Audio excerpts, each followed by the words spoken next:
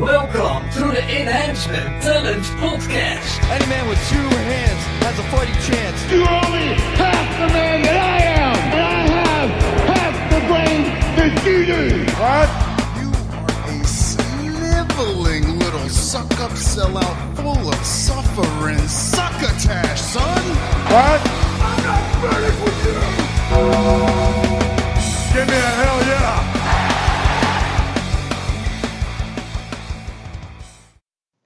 Welcome, everyone, to the Enhancement Talent Podcast, wherever you may be and however you may be listening. We appreciate you stopping by.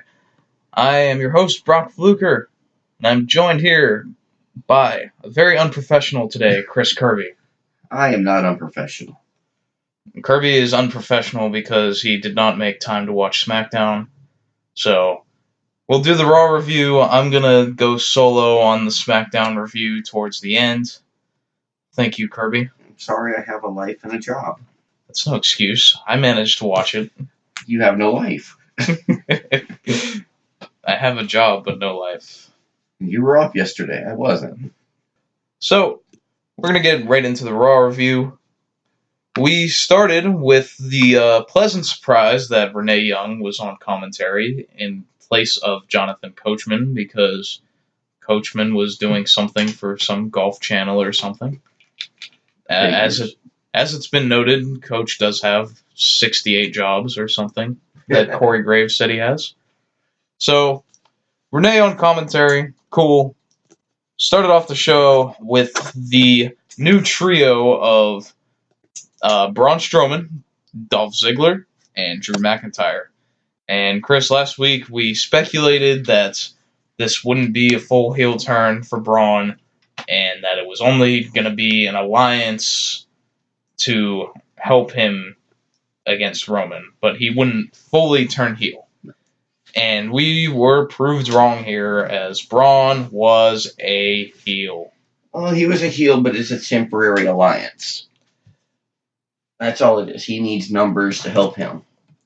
See, that's the thing, though, is that right now he is all and out a heel, and he did the whole teat lines where he said that he doesn't care what any of the fans think, and I don't think they're just going to immediately turn him back babyface, do you? Not immediately. It's going to run its course with going against the Shield. Alright, so we had Braun originally start off as a heel when he came to Raw. Then eventually he got so over he turned babyface. Now we are turning him heel just to help Roman get over. Pretty much. Which is the story of WWE in a nutshell, is that everything you see in the 5 hours of television every week, the thought behind it is this will help Roman get over. Yes. Even on SmackDown. It doesn't matter. Everything is to help Roman get over. Because right now we are building Braun Strowman up as a heel with this faction behind him just to get fed the reins at Hell in a Cell. Unless the two factions come into play at Hell in a Cell. Yeah, but Braun's losing. Let's be real. I don't know. Not very many people lose when they cash in their contract. Braun's losing. I'm almost sure of it that they're not going to take the belt off Reigns. Like, probably not until WrestleMania. I don't think. I don't know. They should take it from him and let him win it back at Survivor Series. It seems like a little flip-flopping too much. It's WWE. What else do they do? Yeah, that's true, but I mean, you've got two perfect teams, the Shield and Braun's team. Add one more person to each team, and you've got a Survivor Series match. yeah, you could do that, and that'll be all well and fun. I don't think we needed to turn Braun Strowman heel to do all this. I think that the ultimate best way you could have done this was you have two guys that Braun has a history with that are currently doing nothing. You have Bray Wyatt, who is out of a partner because Matt Hardy is Too old. Yeah, you could say that. I think his pelvis and his spine are fusing or something. Yeah. Which sounds incredibly painful, but I don't care. One more match. One more match. Exactly. So you have Bray, who's got nothing to do right now, and then you have Luke Harper over on SmackDown, who also lost his partner Eric Rowan to a torn bicep, I believe it was. So Rowan will be out for a significant amount of time. So you'd have to find a way to be able to get Luke over to SmackDown, or I'm sorry, over to Raw, but that's not something they've had much issue with before. You can look at Kane to see that he started off on SmackDown when the brand split happened, and then when he came back, he just came back to Raw with no explanation to help The Miz, I think. And then after that, he went away, and he came back to SmackDown with no explanation to be with Daniel Bryan. Kane, man, he can do what he wants. Yeah, so if Kane can get away with it, I think Luke Harper can. If you want, you can work in like a trade sort of thing, and that will at least give you some sort of story to it. But then you have those three, and you have the Shield, and you have an old classic feud from a few years ago with the Wyatt family and the Shield, where they had some incredible matches in some dark days for Raw. That it was pretty much the only thing to look forward to a lot of times. So if you do that, and you can have both teams just be neutral, you don't have to have the Wyatt family as heels. They can just be a neutral team and let the fans choose who they're going to cheer for. Because right now, when they turned Strowman heel, I feel like it's kind of putting a damper on the Shield in that they didn't get this. I didn't think they get the same reactions they normally did on this show or the last show when Braun turned on Reigns. There wasn't any boos towards him or anything like that. It was more just like confusion, and I think it would help to have Braun remain a babyface and just push forward with this that way. Oh yeah, definitely. All right, so Shield eventually came out to confront the trio of Braun, Dolph, and Drew. And this led to a brawl, which would lead to all of the geeks backstage coming to attempt to break this up. And I put attempt in very loose quotations. They did not do a very good job at this because 30 people somehow could not hold back 3. Oh, yeah. But that aside, that's pro wrestling, I guess. That's the typical thing. I feel like these pull-apart brawls are getting kind of overdone. They've been doing a lot of them recently, and it doesn't really feel that important when it happens anymore. No, it's just another Raw. Yeah. Although it was a good way to start. Yeah. I mean, this was fun. That was fine. I didn't hate it. Then we get to the goofiness of this. Oh, God. Is when we come back from break, the brawl is continuing backstage, sort of, and everyone's being pulled apart. And then we get the police arresting the Shield. Are they even real police, or are they just rent a cops? I didn't see any guns. They are from the Performance Center, I'm sure. Probably. With a rental van. Even these cops did not look that threatening. No, I mean, if you look, they were even laughing with the stars after the Shield was in the van. Oh, yeah, I didn't notice if that. You didn't catch that, there was one guy laughing with them. I'll have to go back and try to find that. He's on your left-hand side. In fact, I had to rewind it 3 times to make sure that's what I saw.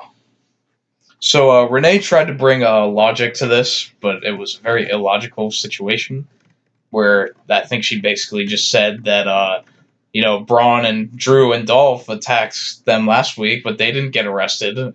That's true. And they had people come from the locker room. You can't really put logic into this situation. No, it's WWE. There's no logic.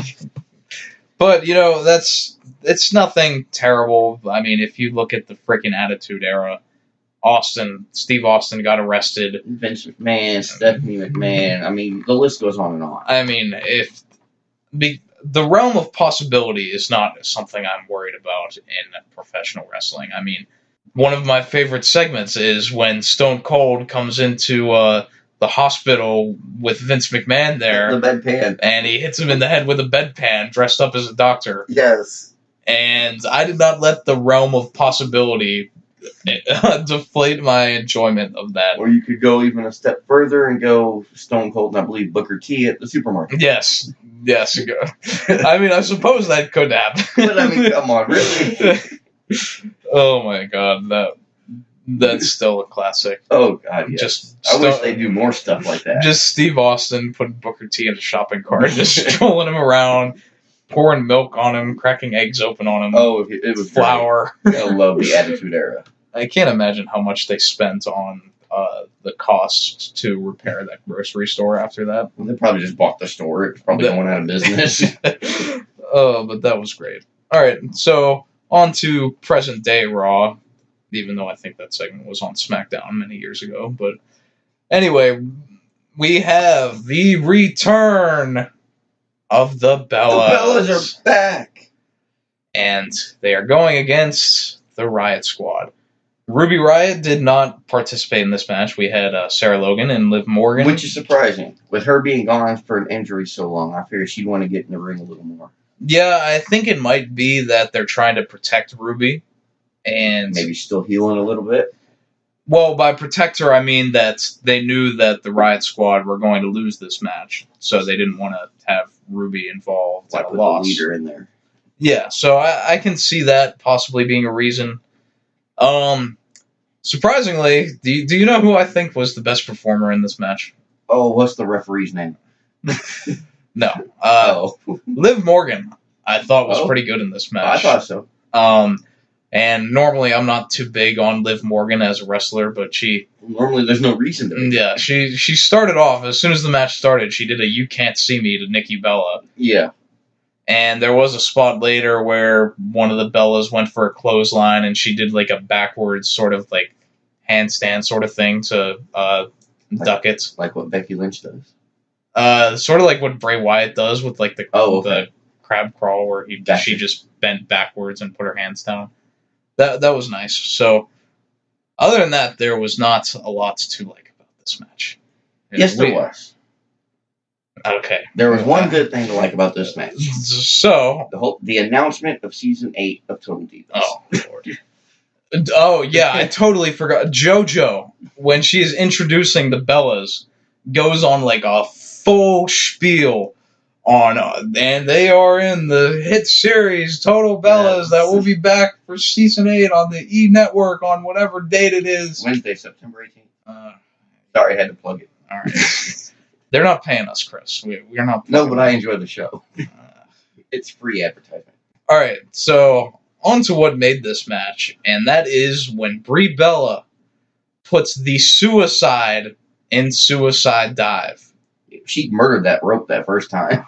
So the first time, I'm not sure it was entirely her fault, because it looked like, from my perspective, that Logan was late to her spot, and that she was supposed to hit Brie while she was going through the ropes, and that's why she stumbled. And instead, Brie's legs just sort of got hung up on the middle rope, and then she just fell face first onto the apron. It looks sad. And then Sarah Logan hit her. Yeah. To make up for it. She must be training with Jinder Mahal. Oh, Lord.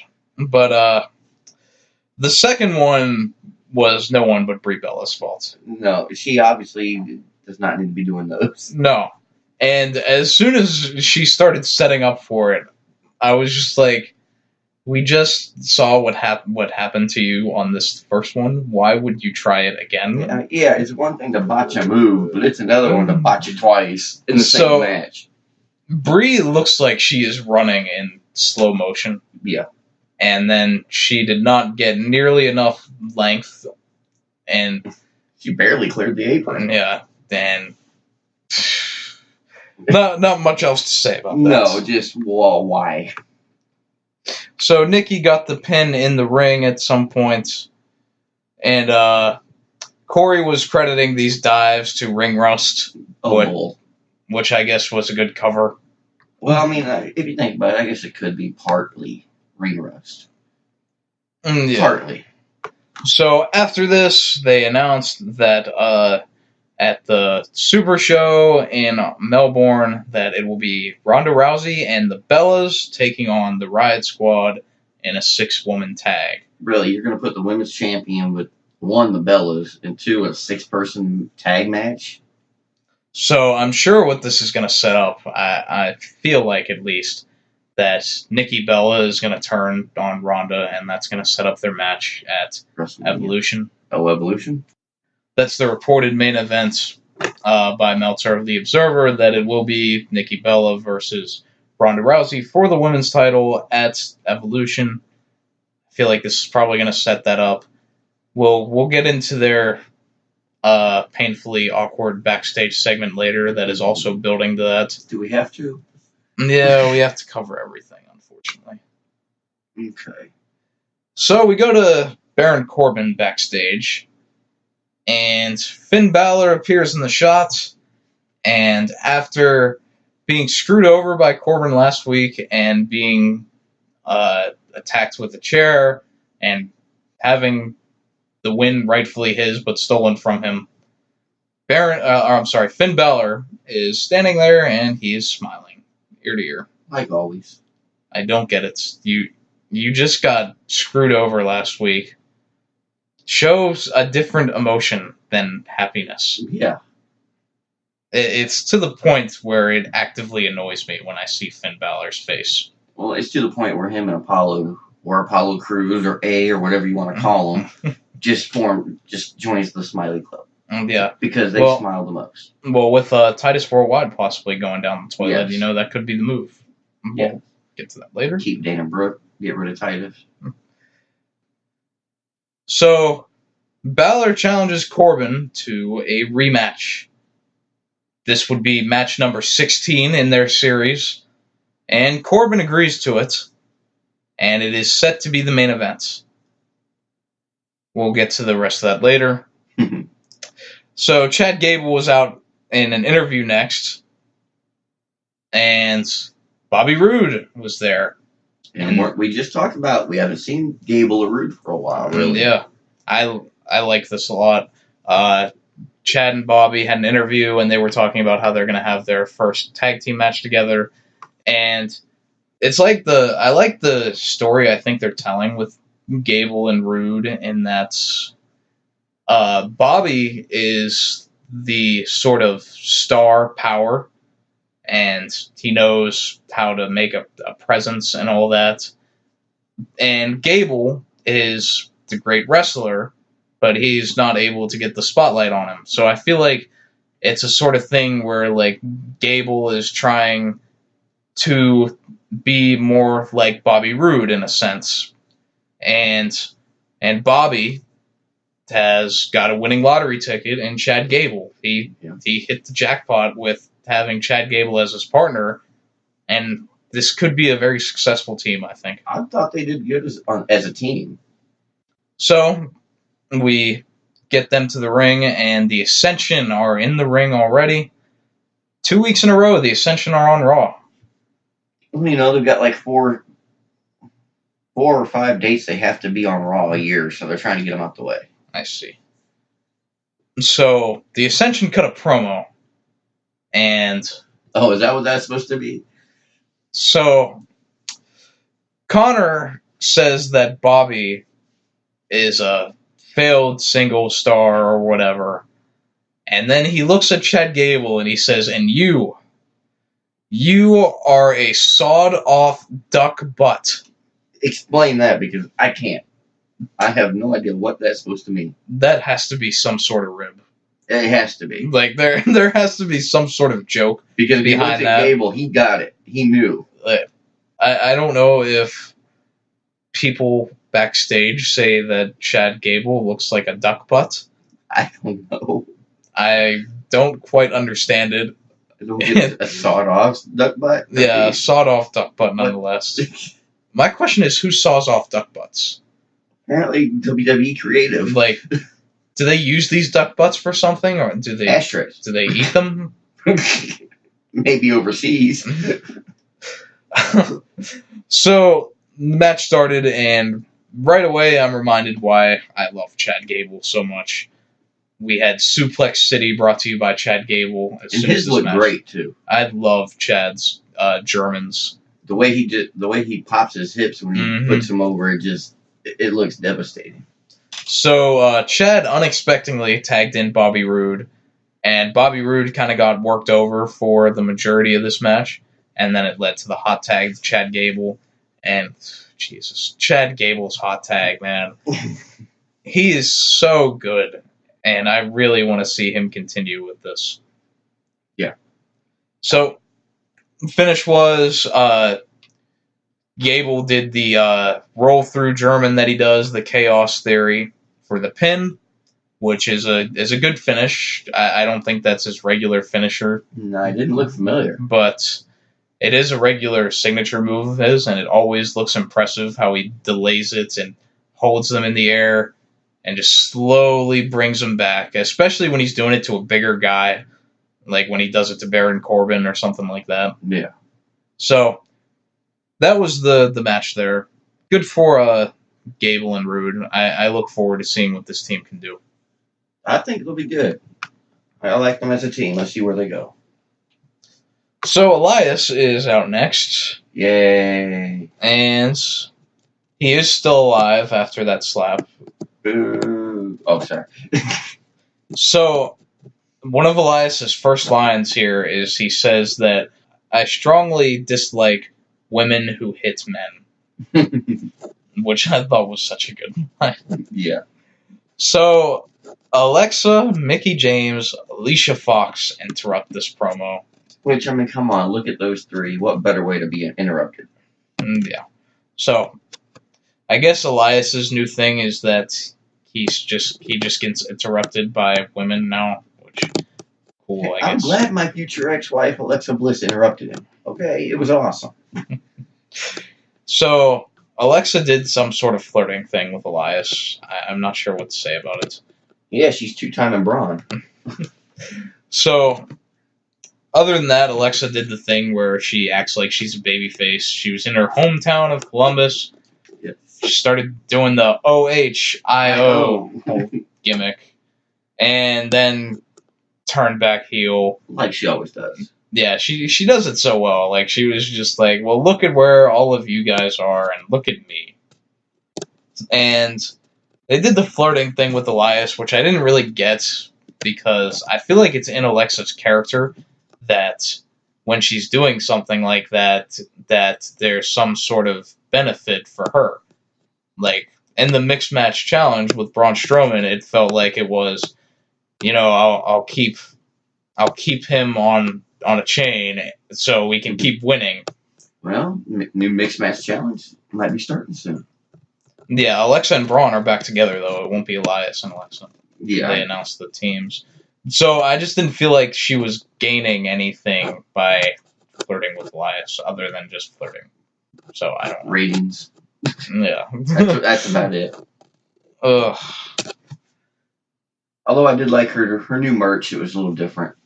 Her I new didn't even notice. Different hairstyle. She did, but she wasn't her normal self. So Ronda Rousey came out with her BFF Natalya, and Cat lady. This would lead to the Natalya and Alexa Bliss match. This didn't go long. There was interference by Alicia and Mickie James in the corner while the ref was distracted. That led to an Alexa Bliss DDT, and when Natty was pretty much out, instead of pinning her, Alexa went for the armbar right in Ronda's face. Yes, what a slap in the face. Natty would eventually tap out. Fairly quickly once she cinched it in. Yeah, I think what they were going for is that Alexa basically had the match won and Natalya was out. So she didn't... It wasn't like she locked on the armbar and wrenched on it and got her to quit. It was more like it was already over. And she just put on the armbar for show. Yeah, for show. Yeah. So I didn't like what came after this. Alicia, Mickie, and Alexa are all there. And Ronda is tending to Natalya, who is down. She's useless. She can't do anything. So you have her 3-on-1. Mm-hmm. And instead of all of them going in there and attacking her, Alicia comes in first. No, Alexa was in first and then backed off. Okay, so Alexa came in first, got backed off. Then Alicia comes in. And if there is one thing Alicia Fox is good at, it is being completely ragdolled. Yes. Oh, my God. These judo throws looked incredible. It hurt me just looking at them. Like, as soon as she hit the ground, she was lifted right back up and thrown back the other way. Yeah. And this isn't the first time we've even seen Alicia Fox do something like this, because I remember in the short little program she did with Nia Jax, and Nia basically like picked her up by her hair outside of the ring and hit her back and forth on the barricade. Yeah. Just back and forth like a freaking pinball, and she was just in midair being thrown by her hair. And she did that really well here. It hurts just looking at these judo throws. That was good stuff. Alexa would come in, try to get Ronda off guard. She would be thwarted again, and the heels would leave. Here's what I don't like. You have 3-on-1. You have Alexa, you have Mickey, you have Alicia. All three of you need to get in the ring, surround her, and hurt her. You are going into a championship match. You had a chance to wound the champion and make her a softer target. Mm-hmm. And Alexa started to work on the knee a little bit. She did a chop block to Ronda. And then right when I felt like it was about to get vicious and she was about to start really wailing on her, she just gets thrown out. That was a punch to the stomach, and that was it. Yeah. So I think it would have helped the match at Hell in a Cell too if you have Ronda injured, and that gives her a reason to be able to sell for Bliss and to be able to have an actual match.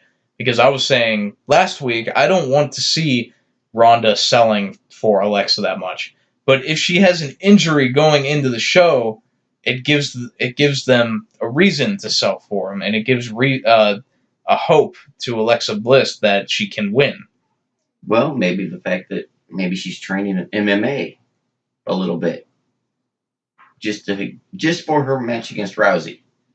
Okay, I see. Like how she learned the arm bar. Maybe she's going to learn a few more moves. You could do like some vignettes of Alexa training in MMA and have like a coach do interviews or something. Ken Shamrock training her. Yeah. I could go for that, especially if she does all that and then still gets squashed again. And that way, Rousey doesn't have to fake an injury. Yeah. It'll just be more of a legit match, and Rousey's better.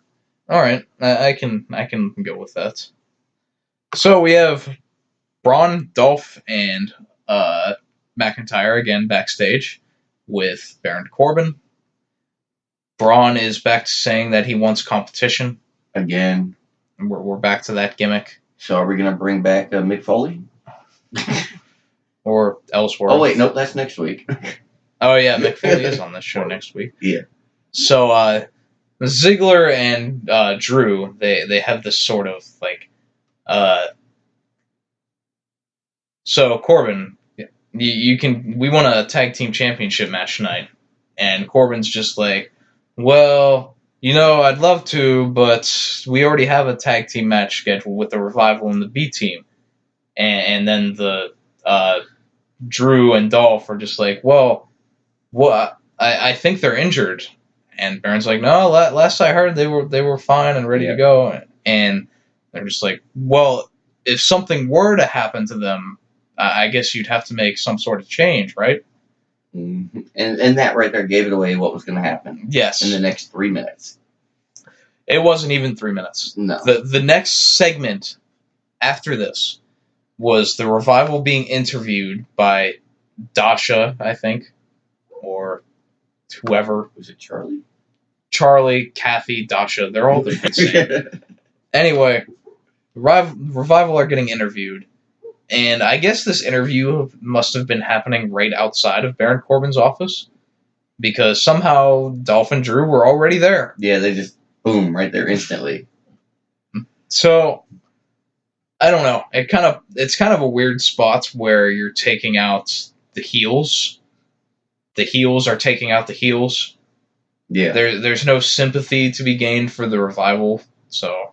But, I mean, what's this going to do for the Revival? Because they had a title shot. I guess they can get a title shot against Drew and Dolph. Or is this going to be a triple threat tag team for the titles at Hell in a Cell? You could do that, too. Because we know the B team's not going to get back. Not right away. No, I don't think they'll ever get them back. I don't think. But It ruined the whole division. it did.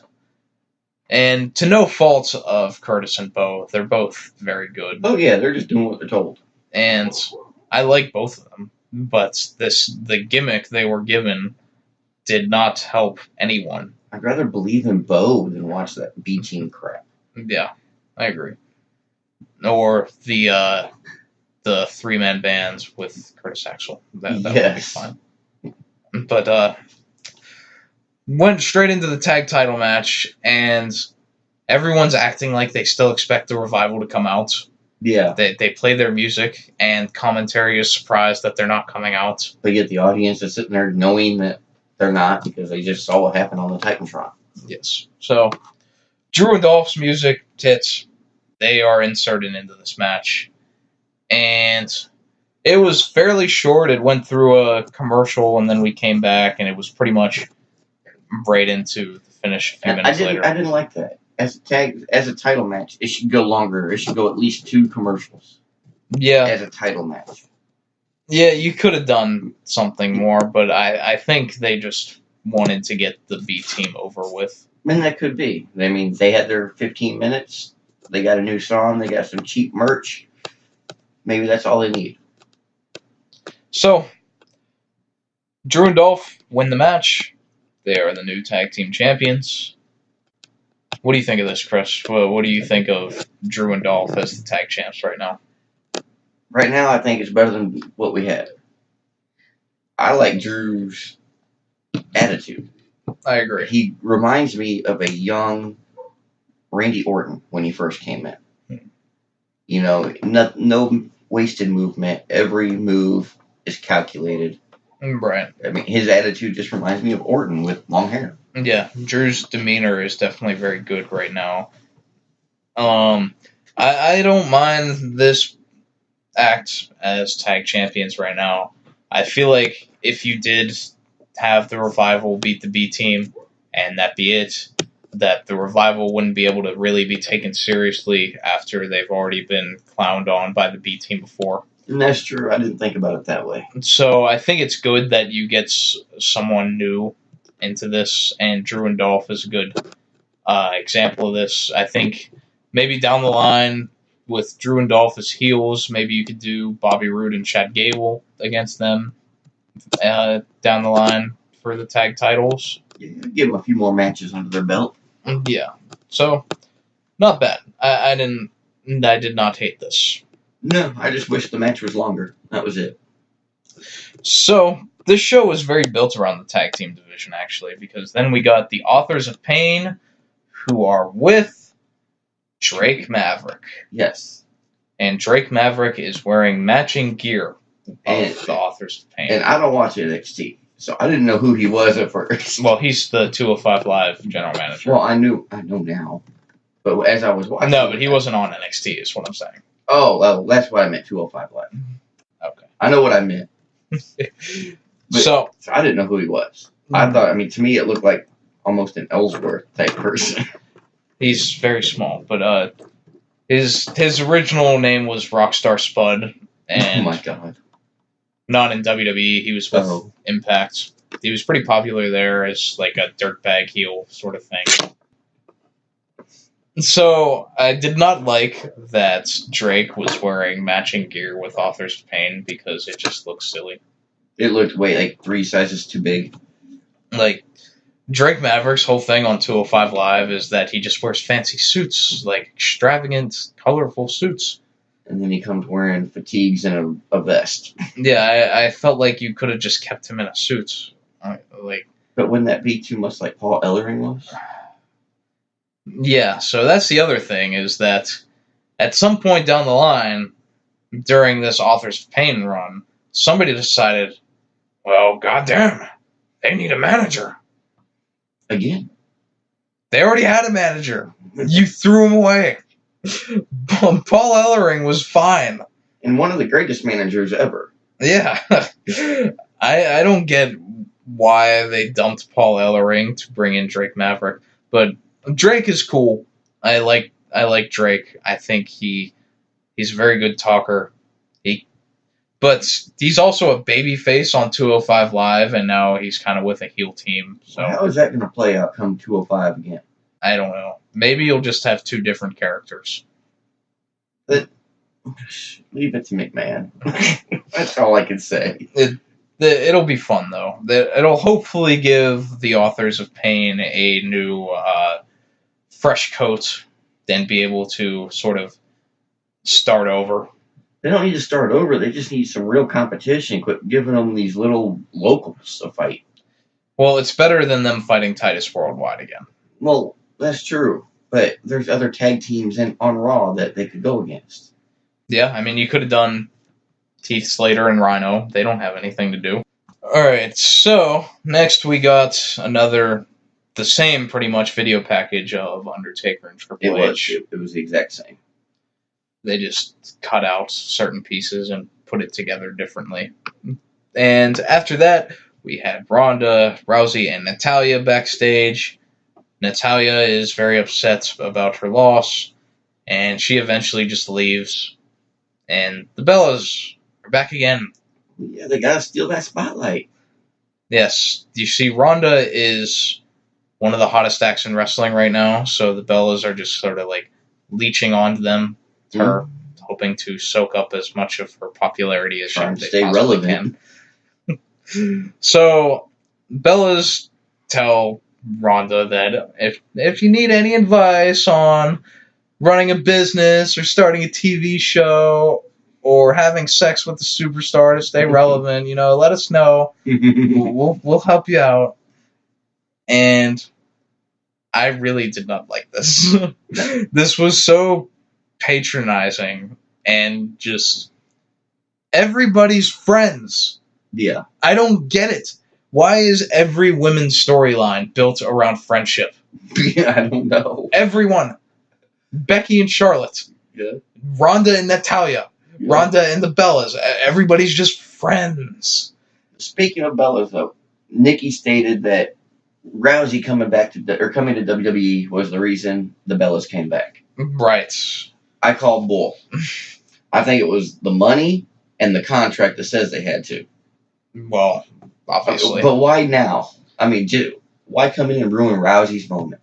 Why not wait till Royal Rumble make an entrance? Yeah, I don't know. And I just dread seeing Nikki versus Ronda. I just don't want to see it. There are so many other things we could do. Yeah, I mean, well, Nikki doesn't even deserve it. No, she hasn't done anything. No. I mean, what has she done? She came back for one match. Yep. No. And it wasn't even that good of a match. No. Not much to say about this. No. So, hopefully this somehow will surprise me. And I'll end up liking it. But I don't feel like that'll ever happen. There you go. Go in with low standards. You might get surprised. Yeah. That's how I live my life. Amen. So, we had Shawn Michaels. HBK in the house. Who was advertised for this show. He came out. He predicted that Triple H would win after he plugged his T-shirt and the WWE Network. And what's with that T-shirt? Is he that broke he had to get a new shirt after 10 years? I guess so. He can't work anymore, so he's got to make money somehow. See, that's the thing. He can work. He has worked. Well, we'll get to... Just not wrestling. We'll get to the possible one more match here in a second. But, so Shawn said that you can buy the WWE Network and then you can purchase Hell in a Cell. Yes, I caught that. I don't think he understands how the network works. Well, he's a little up there in the age. Technology ain't his friend. I don't think he knows that you just buy the network and you get Hell in a Cell. Yeah. So that cell job was not very good.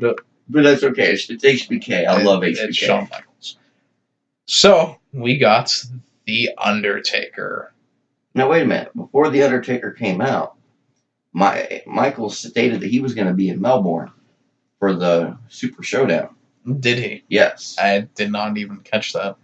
Now, what I'm thinking is, we saw 10 years ago, Taker, Triple H, Michaels. Are they going to do the same thing? Michaels as a special guest referee? They very well may. I mean, why was he going to fly all the way there just to watch a match that he already refereed 10 years ago? Yeah. So, Undertaker comes down, and this was such a good promo by both of these guys. Yes, very much. Undertaker says that he talks about how Michaels said that he's been friends with Triple H for 20 years, and in those 20 years, I've put both of you down. Yep. So, this led to Shawn having his great part of this promo where he talks about why he hasn't come back. And I've always wondered why.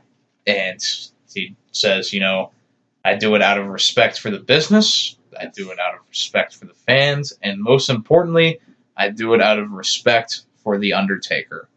And he goes into detail in how he's turned down millions and millions of dollars. I believe it. And so many wrestlers knocking down his door, trying to get that one more match. Every time he comes back, the crowd started chanting one more match. Every time.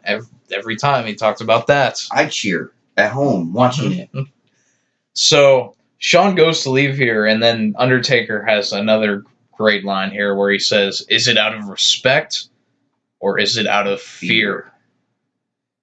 And it kind of opens the door for a possibility for something to happen. Taker says he knows that if Shawn comes back, he would have to face him. Yeah. And Taker says, I will put you down again, just like I did before. Yeah. And all this makes me think that it's going to lead to HBK being involved in the Triple H Taker match somehow. Yeah. I'm not sure that they'll do the special guest referee thing again. Maybe just a manager or valet type. But I can't see Michaels doing that. Or he could just run some sort of interference in the match. And that could be. We'll see. The other interesting point is that if Michaels does come back, are we going to see another Shawn Michaels versus Undertaker match? But wouldn't that be one great match at WrestleMania to end the career for The Undertaker? Win or lose? So, the thing with that is that I wouldn't...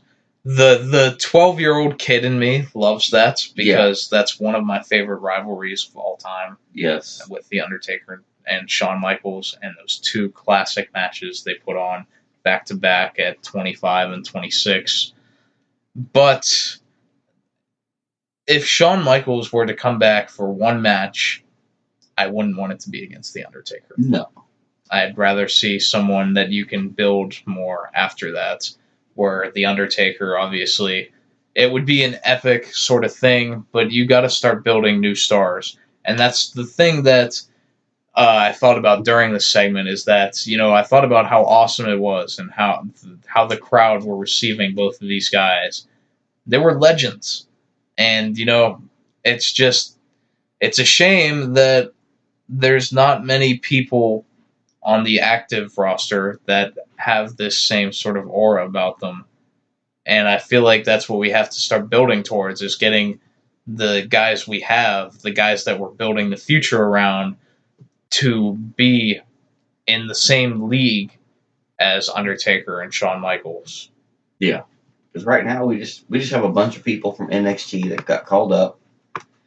And, there's nothing fancy, nothing special about them. Yeah. Nothing like the electricity of The Undertaker coming out when the lights go down. Yeah, that's a big part of it, is that everyone, and I use this loosely because obviously there's exceptions, and But everyone feels like just another guy sometimes.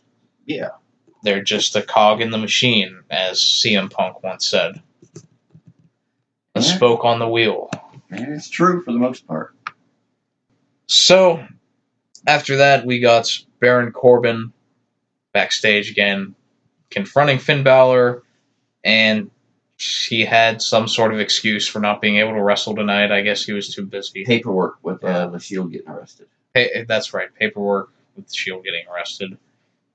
And he backs out of the match, and he instead announces that it will be Finn Balor against Braun Strowman in the main event. Which doesn't make sense. Didn't they just team up like a few months ago? Not even? Yeah, but that was face Braun Strowman. Oh, okay. My bad. Wrong one. See, this is why turning Braun heel was not the best. But anyway. I do like Braun and Balor.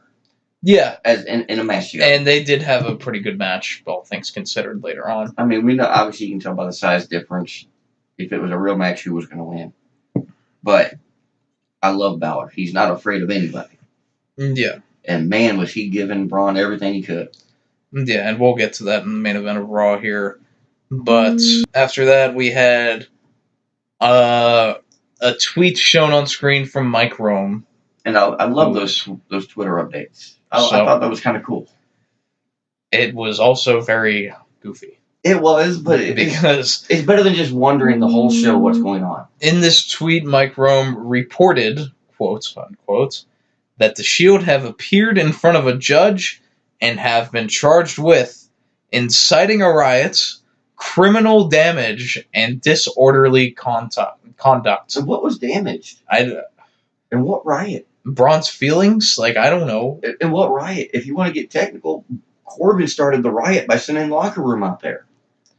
Yeah, this was odd, to say the least. Just something to give the people. Again, it's pro wrestling. I'm not going to get into the logic behind everything. You can't. There's no points. It won't be fun that way. So Sasha and Bayley out next against the makeshift tag team of Dana Brooke and Ember Moon.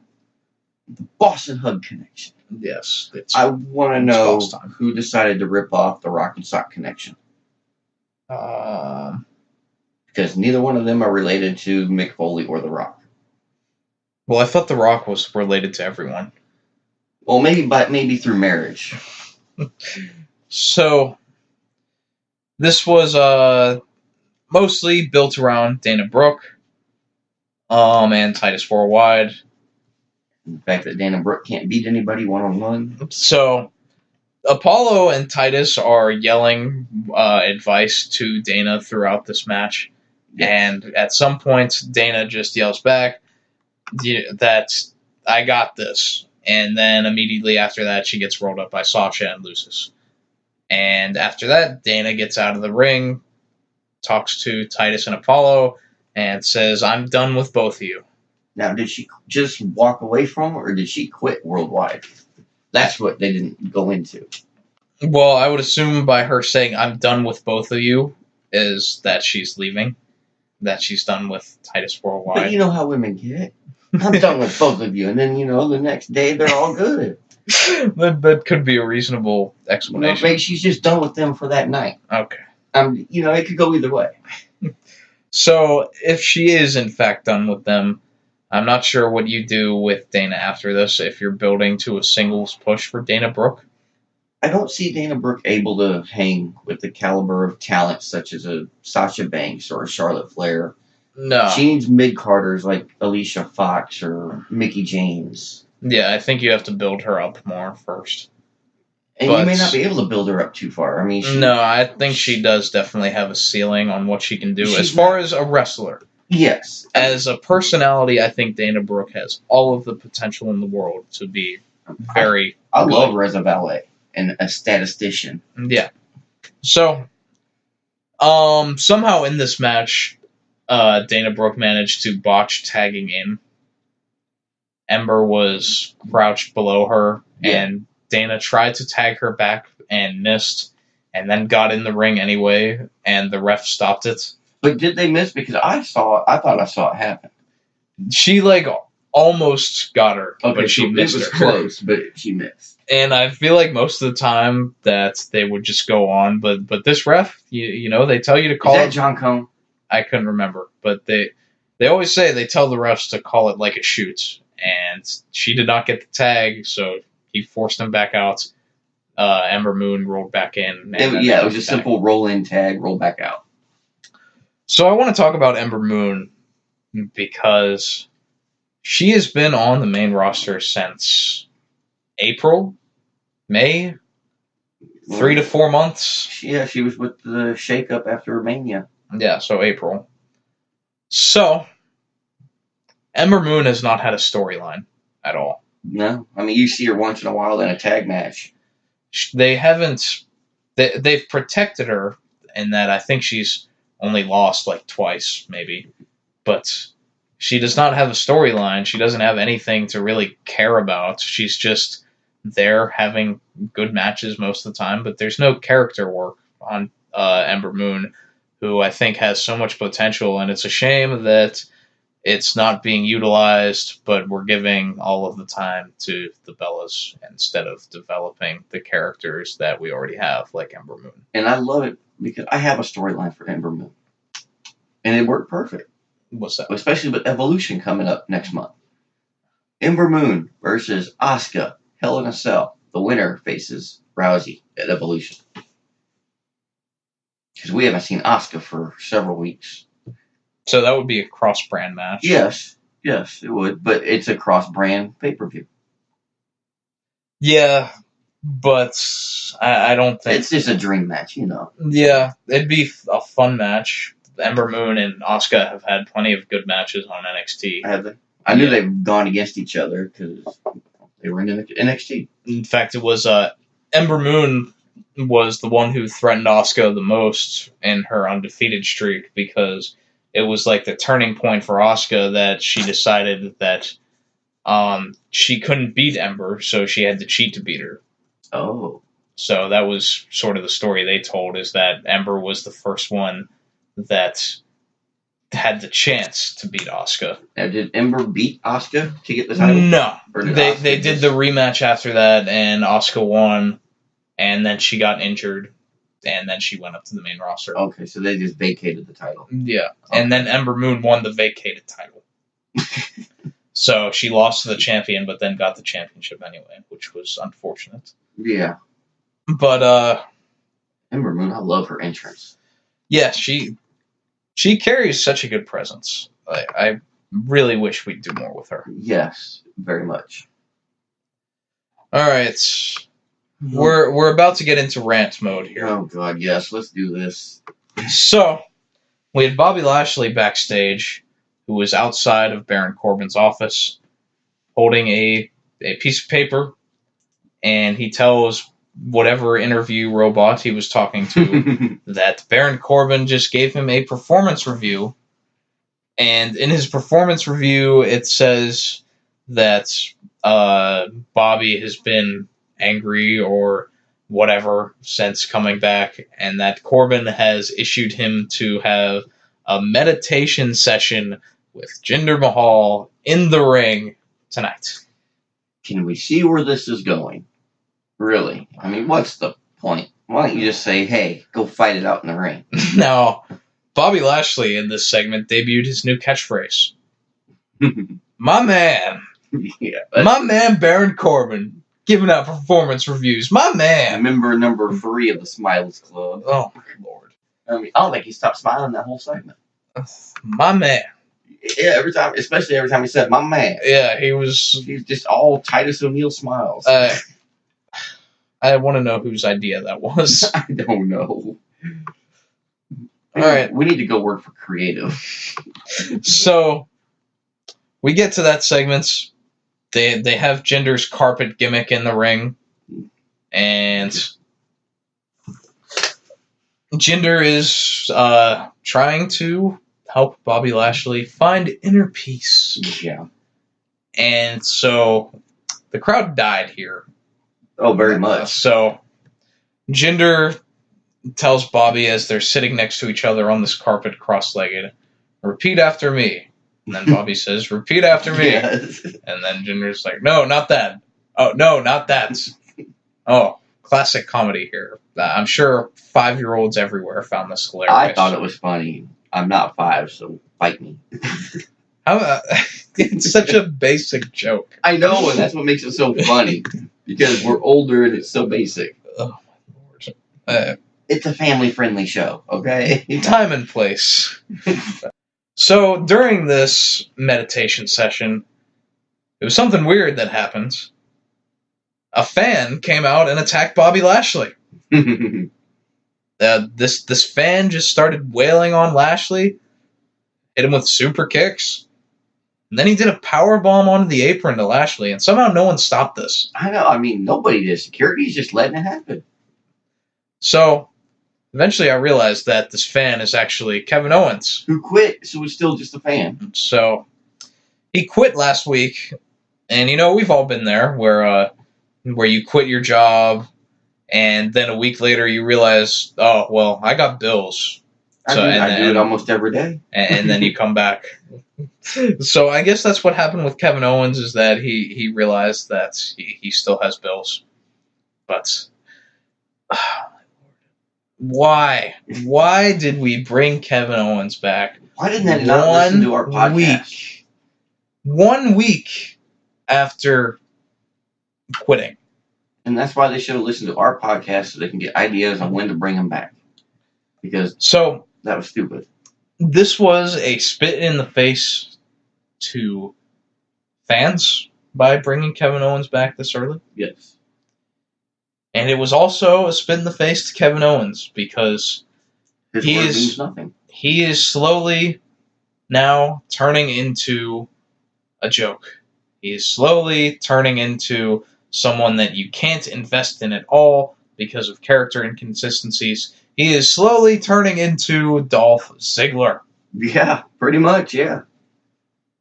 And not so much now because Ziggler isn't bad at this point, but No, anywhere from 2013 to 2017, when they did every start-stop push with Dolph Ziggler, and it got to the point in like 2016 to 2017 that anytime he came out, I just groaned because there was no possible way to care about anything he does. Well, didn't he quit back in 2017 last year?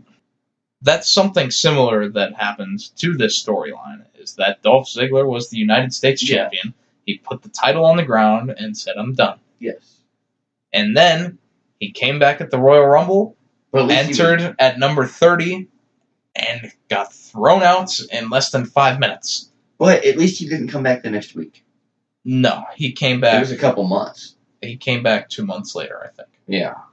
But that's better than a week.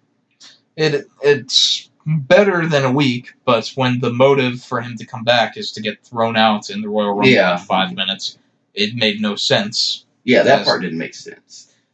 So, this didn't make sense either. Why did Kevin Owens quit in the first place? What is the point? Well, no, what doesn't make sense is why did he attack Bobby Lashley? That's another thing. Why Bobby? What did Bobby do to you? Exactly. Like, my man Bobby Lashley. Yeah. He's sitting there with my man Jinder Mahal. Yeah. And my man Sunil. And they're just trying to have themselves a meditation. And then Kevin Owens comes in after he quit, and he decides that Bobby deserves this. So, this was unfortunate, to say the least. I'm not going to continue ranting about this all day. No, but we could. Kevin Owens is getting to a point of no return where ever since he has come over to Raw, he has been a joke. Ever since he lost Sami Zayn, he hasn't done nothing. Yeah. Really, ever since he came to Raw. And that's when he lost Sami Zayn? Yeah, shortly thereafter. So. And he hasn't done nothing. Unfortunate. Find him a new buddy. Well, he has Jinder. Well, apparently his meditation ain't doing too good for Kevin. So, we got to the main event here. It was Braun Strowman against Finn Balor in what was a pretty good match. Finn sort of had like a counter to everything that Braun normally does. Like when he tried to do the Kevin Owens special where he runs around the ring and does the shoulder block, but Finn turned it into a sling blade. Yeah, I saw that. So Finn did pretty good in this match. Braun eventually put him away with one power slam. And as Drew and Dolph were beating down on Finn, we heard Scott Steiner's entrance, which was police sirens. Yes, if you didn't know. So the Shield have stolen the same vehicle that they were arrested in. Yeah, so now they're going to get arrested for Grand Theft Auto? So I think earlier, before this, they actually announced that the Shield were released, that they appeared in front of a judge and were given bail or something. Yeah, they're waiting on bail. So I wish that, like, if we're going to be goofy, I wish we could have just went the whole way and, like, have Mike Rome reports that the Shield have broken out of prison and they stole a cop car. There you go. I think that would have been so much cooler. Or I would see them out there in front of the police station live. You know, send a camera with them, bring it live, you know, like a real newscast. And then have the Shield just running out the door towards them. Yeah. That would be fun. So Roman Reigns is driving this police van with Seth Rollins and Dean Ambrose in the back. They come out, they go to the ring, and once again, the entire heel locker room effectively comes out. Yeah. And beats the hell out of the Shield for some reason. Well, they whooped up on the Shield, but think about it, I bet every one of them got whooped up by the Shield at one point. Yeah, so, and now we're going to get into another rant, because who is the first person down the ramp to hit the Shield? Oh, to hit the Shield? I don't remember. Kevin Owens. Was it KO? Kevin Owens is now helping Braun Strowman. He is helping the man that put him through the pain and agony and everything since he came over to Raw, and what made him quit in the first place. Okay, so if you had to be there, would you not want to fight for him instead of against him? I don't get it. But we'll move on from that. The whole heel locker room beat down on the Shield, and Seth got thrown to the police van, and they didn't pick this up on camera as well, but Seth's arm was gashed. From that window that shattered? Yeah. Okay. So I knew somebody would be bleeding. This wasn't a smart idea to throw Seth Rollins into a window. And the fact that they weren't picking up on it on camera, and it was more so pictures that came up online of his arm just completely covered in blood, tells me that it wasn't what they were planning on doing. No, there wasn't supposed to be blood. No. So, hopefully Seth is okay, but that could be a legit injury. That could be, maybe a couple stitches, might require a week off. If you remember, there was actually a segment a long time ago where Goldberg broke the window of a car, and he broke it, and he broke his hand or his arm, and his arm was bleeding, and he was actually out for several weeks or months because of that. Yeah, wasn't that in WCW? Yeah, I believe so. I remember seeing that. Yeah, because they did not plan that through at all. They didn't gimmick the window. Yeah. So Goldberg just had to completely smash it. Yeah, and it broke his hand. So hopefully Seth is okay. Other than that, the Shield got beat up on. Braun hit a power slam on Reigns on the floor. Yeah, a few times. And that was Raw. Now, you did fail to mention one thing with Finn and Braun. What's that? The triangle that Finn was able to put on Braun. Finn was working sleepers and submissions on Braun, which was a good touch, and he he eventually somehow got Braun in a triangle choke, which was nice. It was just nice to see a big guy in that kind of a move. Yeah, I liked Finn a lot in that match. So you have the heels standing tall. I guess the babyface locker room did not really care about the Shield. No, they've been attacked by the Shield too. But they're faces, so they can't go out and attack them. Yeah. But that is Raw. Not a great show, I would say. Not necessarily a terrible show, but the bads were very bad. And the goods were mostly just okay. Well, the only two really goods I'm thinking of are Taker and Michaels. Yeah. So, not a bad show. I'll give this a C. I give it a C+. Alright. I could do that. Maybe I'll give the plus just for Taker and Michaels. On to the SmackDown review now. As I mentioned, I'll be flying solo for this one, as Chris, of course, did not watch SmackDown at the time of our recording, because he's unprofessional, as we said earlier. But, no, really, me and Chris both work full-time jobs, and it's hard to set up a time that works for both of us a lot of the time.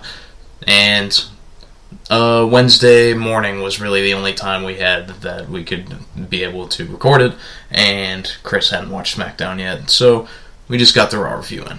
But, on to SmackDown. Show kicks off with Renee Young, and in the ring for an interview, when we start the show with the worst music in WWE today, Brie Mode. Thankfully, Daniel Bryan's music eventually cut this off. We had a Daniel Bryan and Brie Bella interview in the ring with Renee Young.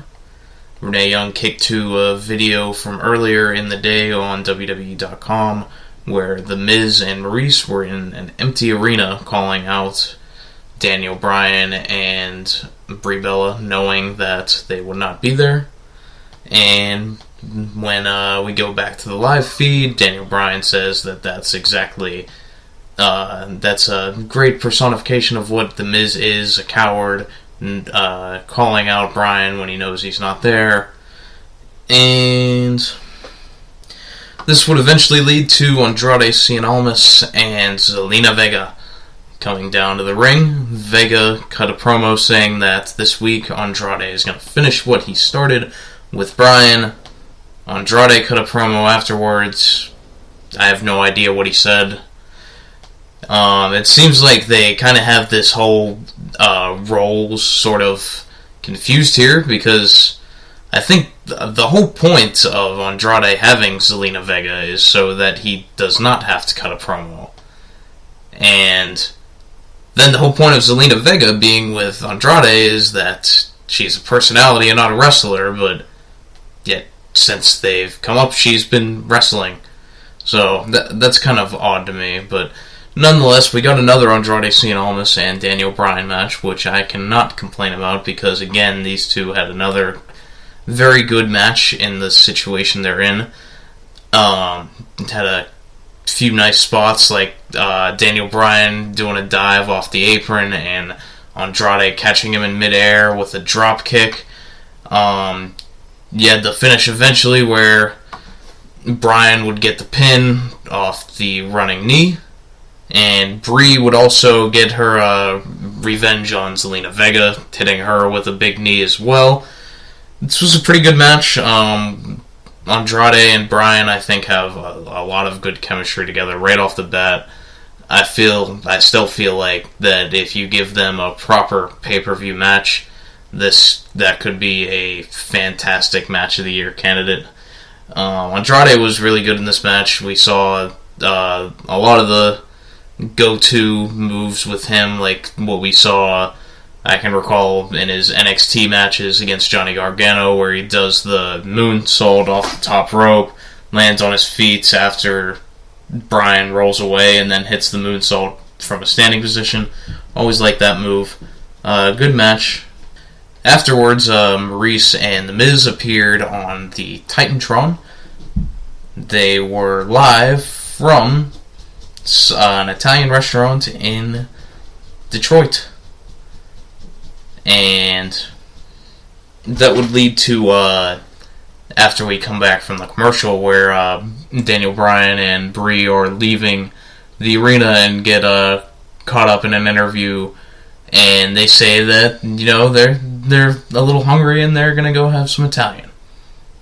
And I immediately thought, really, as soon as The Miz said that he was in an Italian restaurant, I immediately thought that this was going to lead to a scene where Daniel Bryan and Brie invade the restaurant and we have some sort of ridiculous food fight there. But we did not get that. We'll get to that later. Bryan did have one funny part in this where he said, where as he's leaving and just his ring gear, and he just says, "I hope they don't have a dress code." So we get a split-screen interview between Charlotte and Becky Lynch. They are in separate locations, but both on the Titantron, being interviewed by Tom Phillips. This reminded me of the interview they did with Samoa Joe and Brock Lesnar last year, going into the Great Balls of Fire pay-per-view. And I liked this for the same reason I liked that pro last year, is that they both came off as very genuine. They were interrupting each other and not waiting for each other to finish their lines or anything like that. So that was good. Becky was really good in this, I thought. Her acting is always spectacular. There was, throughout this promo, Becky would just say over Charlotte that she's delusional, and at one point Charlotte said, all you had to do was ask for a title match after I won the title, and I would have gladly given it to you. And Becky was pretty much just like, screw you, which was awesome. I thought both of them did a pretty good job in this promo. And like we discussed last week, it seems more like they're heading in the direction of that neither of them are a heel or a face. They are both neutral sort of characters, and you can get both sides of the story. I feel like that's the best way to go towards this, and I thought they presented it very well in this promo. Becky was getting great reactions again.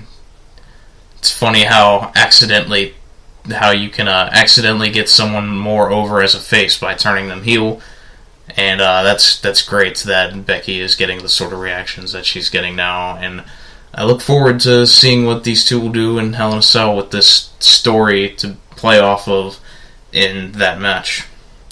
So, up next we got Naomi versus Peyton Royce.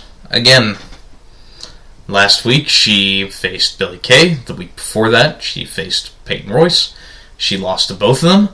This week she got her win with a roll-up on Peyton Royce in about a 2-minute match, as all of these matches in this series have been. They've kind of built up this whole 2-on-1 scenario, which definitely always felt like it was leading towards someone coming to the aid of Naomi. So after she won this match by a roll-up, we got a run-in from Asuka. Yes, Asuka.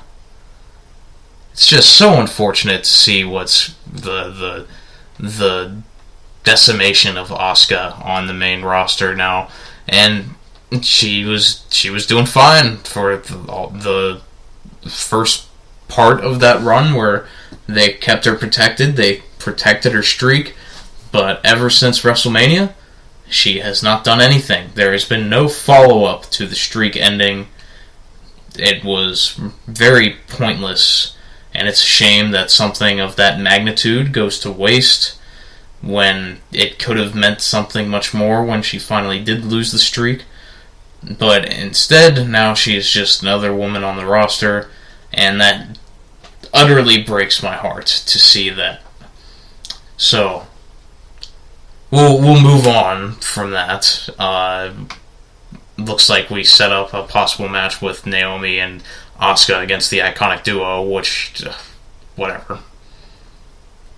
We got a video package of the Jeff Hardy and Randy Orton Hell in a Cell match. This was the first of two of those.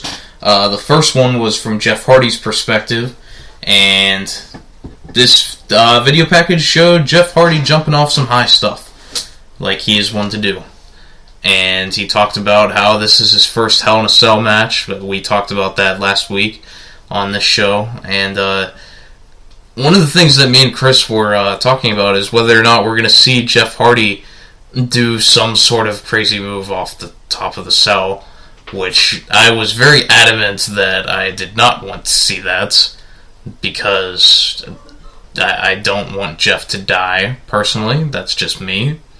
I mean, if you want Jeff to die, then, you know, he can jump off the cell 10 times, I guess, but I feel like this should be more of a physical sort of drag-out brawl sort of match than it should be a spectacle that you would see Hardy jump off something. It's funny, actually, one of Jeff Hardy's more notable jumping off of something really high things happened against Randy Orton in the late 2000s, I can recall, where he jumped off the scaffold on Raw, I remember, onto Randy Orton doing a Swanton Bomb. So, there's a history there of Jeff Hardy jumping off of something really high onto Randy Orton. So, we'll see if that continues at Hell in a Cell. Go backstage, we have Paige, who is interrupted by Miz and Maurice, who are back from their dinner at that Italian restaurant. They blamed that Detroit has terrible food, I guess, so that's cool. But they come back knowing that Bryan and Brie aren't going to be there again, so they come there and they try to call out Bryan and Brie. And knowing that they're not there, showing the underlying sort of cowardice of the two of Miz and Maurice. But Paige said that Miz is going to have an open challenge match tonight,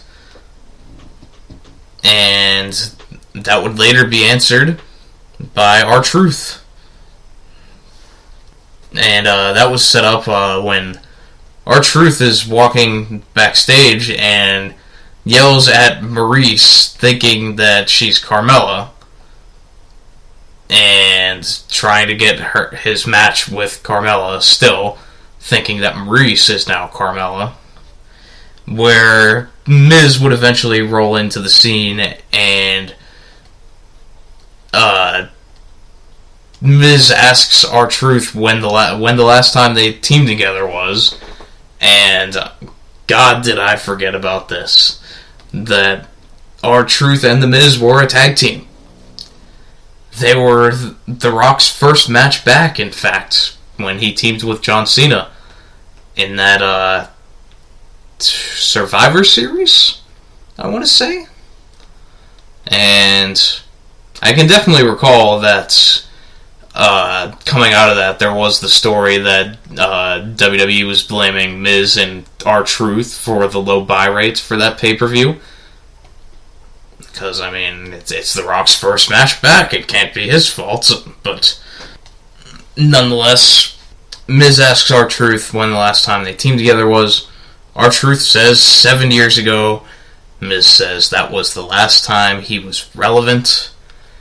And R-Truth replied to this by saying that I don't know what Carmella sees in you. And he walked off. Samoa Joe would come out to the ring next, cut another scathing sort of promo on AJ Styles and his family. And we talked last week about how Samoa Joe basically threatened to buy the house of AJ Styles. So it was thought to be that AJ Styles was not here, that he was at home, but he would interrupt Samoa Joe's promo on the Titantron and just simply say, It's alright to threaten another man, but threaten his family, and that's where the talking stops. And then we got the reveal that AJ Styles was in fact not at home with his family, and that he was here on this SmackDown as he made his entrance, and went straight after Joe. They have a big brawl, and referees come out, Paige comes out, they separate them. It's funny how in this case, 3 referees are enough to keep AJ Styles back from Samoa Joe, but the night previous on Raw, 30 active superstars couldn't keep the Shield away from Braun Strowman, Dolph, and McIntyre, but, that's neither here nor there. So we get another R-Truth segment. R-Truth was awesome in this show, and he's looking for Carmella still. And so Ty Dillinger comes in, and he just points over to Carmella, who just happens to be standing right there, and just like, oh, look, she's right there. And then R-Truth is just like, oh, thanks.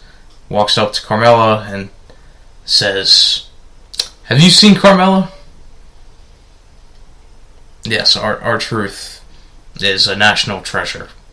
So R-Truth tells Carmella about what Carmella 2, as he put it, said about her.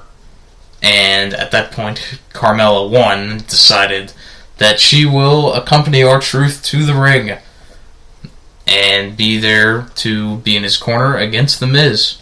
And then you get what I thought was the funniest thing about this whole thing, when R-Truth is talking to Ty Dillinger, and he says, Ty, I'm going to teach you a lesson right here.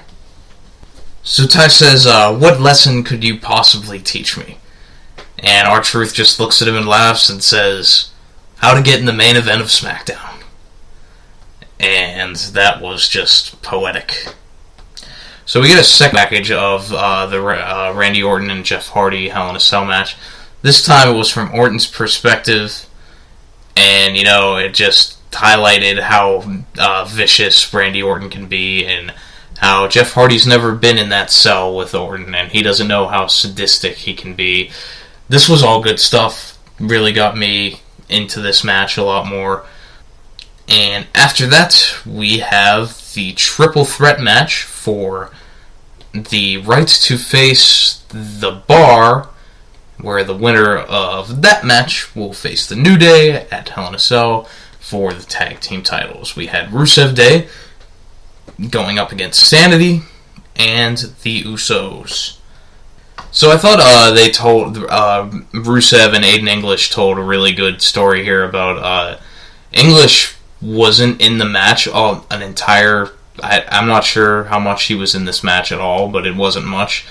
But basically what he did was he just continued to save Rusev as much as he possibly could, which I thought played into the dissension that they had, where English was trying to help him, but ended up messing up and not helping him. So I thought this was good, how English continued to help Rusev and keep him alive in this match at every chance he had.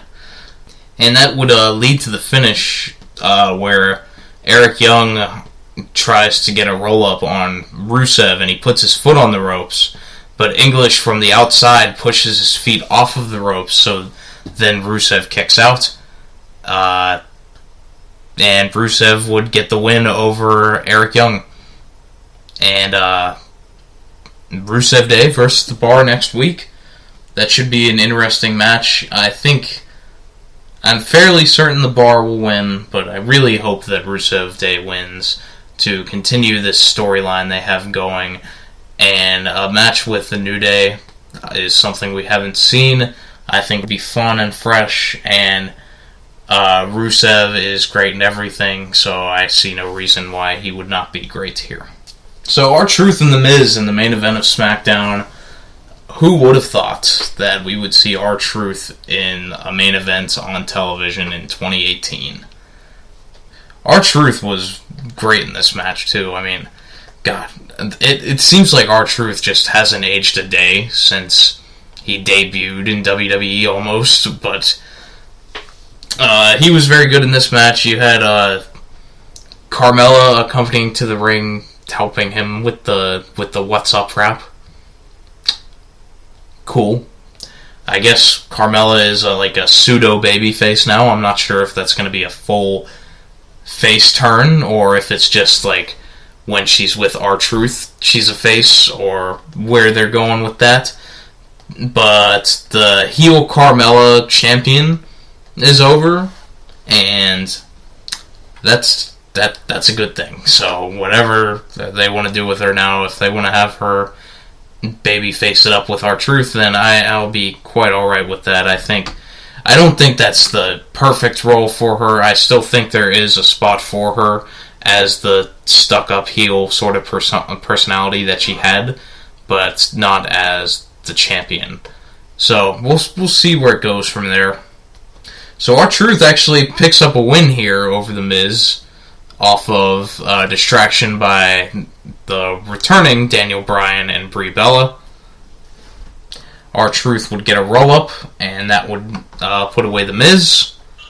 So Daniel Bryan storms down to the ring, unloading punches on The Miz, Brie doing the same to Maurice, until Zelina Vega would come down and yank Brie Bella out of the ring, and Andrade Cien Almas as well, as that would help Miz and Maurice make their escape. Brie and Bryan would be able to recover, though, and fend off Andrade and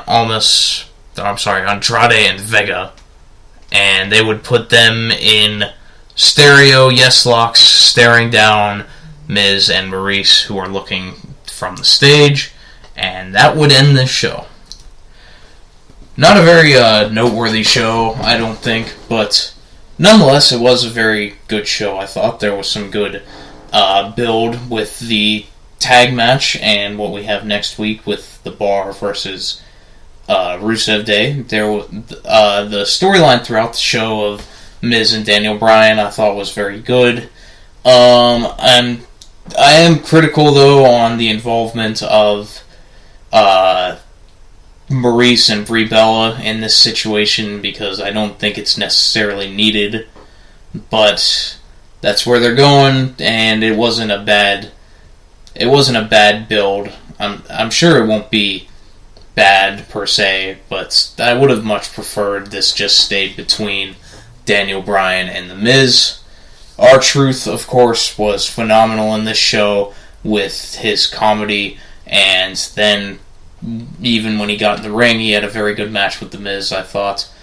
Well, very good might be a stretch. It was a good main event match. And, yeah, that's about it. SmackDown, I'd give it a B. I thought this was a good show. Better than Raw this week. I thought SmackDown was the better show. Nothing near as infuriating as on Raw. And, yeah. So that's going to do it for this week on the Enhancement Talent Podcast. We appreciate you listening. I apologize if the SmackDown review was a little on the shorter end.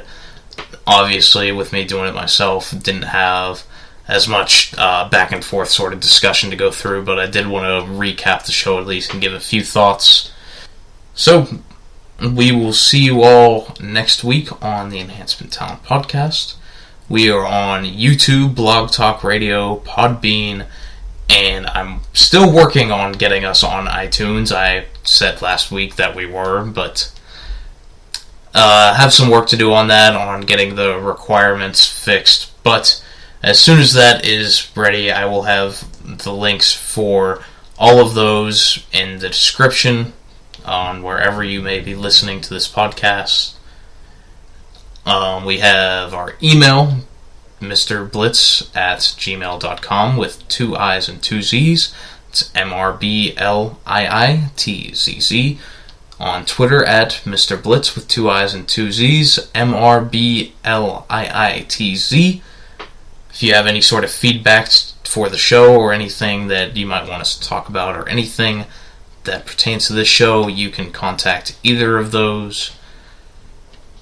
And that'll do it. Thank you guys, and we'll see you next week.